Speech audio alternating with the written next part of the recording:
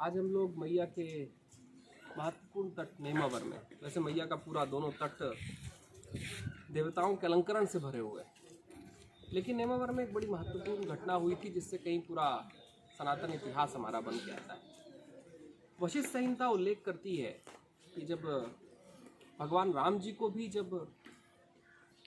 जीवन के 3 आश्रमों और संन्यास के बारे में जब कुछ बताना था, तो वशिष्ठ जी उनको नेमावर की घटना बताते हुए कहते हैं। वशिष्ठ संहिता में जब वशिष्ठ जी इसका उल्लेख कर रहे हैं, भगवान राम को बता रहे हैं कि नेमावर में लाखों सालों पहले एक घटना होती है कि जब ब्रह्मा जी के मानस पुत्र संत सनंदन, सनातन और सनत कुमार जी जब यहाँ पर आए थे, तो यहाँ बैठे हुए लोगों ने उनसे कहा, आग्रह किया कि आप कुछ कहिए।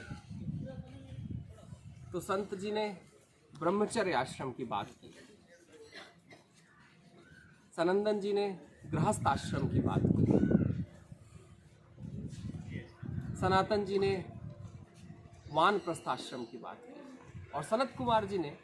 संन्यास के संबंध में जीवन के अलंकरण और नियम दिए।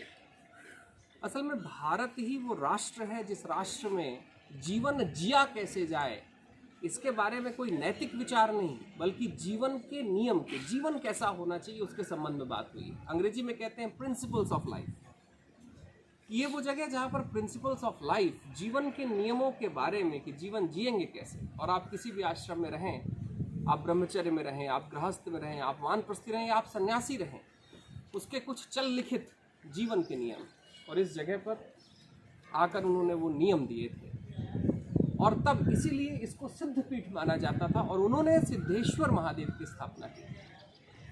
भारत के लाखों सालों के इतिहास का साक्ष्य जब लोग शास्त्रों की परंपराओं से ढूंढते हैं, तो मैं उनको कहता हूँ कि मैया के तटों पर जाना चाहिए, क्योंकि मैया के तट पर वो भारत का पूरा सनातन साक्ष्य है, जिससे कहीं हम बने हैं, जिससे कहीं हमारा राष्ट्र बना है, हमारा संस्कार बने हैं और हमारा धर्म बना है। तो आज इस बड़े महत्वपूर्ण स्थान से, जिससे वर्षों पुराना मेरा परिचय हुआ था, वर्षों पुराना, और पिछले लगभग 3-4 सालों में तो मैया की कुछ ऐसी कृपा रही कि हर 2-3 महीने में यहाँ आना होता था। लेकिन मन में एक विचार था कि इसके शास्त्रों का उल्लेखन तभी होगा जब मैया कहीं आदेश देगी और उसके परिक्रमा में मैं होऊंगा। और आज परिक्रमा के बीच में यहाँ पर आना मेरे लिए भारत के उस सारे इतिहास को स्पर्श करना है जहाँ से जीवन के नियम बने थे, संन्यास के नियम बने थे। एक महत्वपूर्ण घटना है, कल मैं रात में कह रहा था कि सन्यासी का एक महत्वपूर्ण नियम भी होता है जो मैया के घाटों पर आज भी है, कि जब सनत कुमार जी ने सन्यासी के नियम बताए थे तो उन्होंने कहा था कि जो चतुर्वर्णों से भिक्षा लेकर या उनके भोजन का पात्र बन जाता है वो सन्यासी हो जाता है। और मैया के घाट ही हैं जहाँ पर संगत और पंगत आज भी चलती है। एक घटना हुई थी कि जब परम श्रेष्ठ गौरीशंकर महाराज जी जब इन क्षेत्रों से गुजर रहे थे,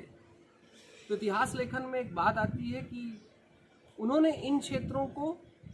और खासकर नेमावर के आसपास जो आगे 8 दिव्य घाट हैं जिनकी बाद में चर्चा मैं करूंगा, इन घाटों पर अलंकरणों से उन्होंने प्रार्थनाएं की थी। इन घाटों से अलंकरणों से कहीं यहाँ पर भंडारे हुए थे, इन घाटों पर अलंकरणों से कहीं पीठों के ऊपर उनकी अपनी चर्चा हुई थी जो कहीं इतिहास में विस्मृत हो गई। लेकिन इस जगह से जो संगत और पंगत का न्याय मैया के दोनों तटों पर चल रहा है, वो याद दिलाता है परम श्रेष्ठ गौरीशंकर महाराज जी की उस परंपरा का, जिससे कहीं संन्यास फलित होता रहा है और होता रहे। तो आज नेमावर के दिव्य और लाखों सालों की परंपराओं के सनातन साक्ष्य के स्थान से नर्मदे।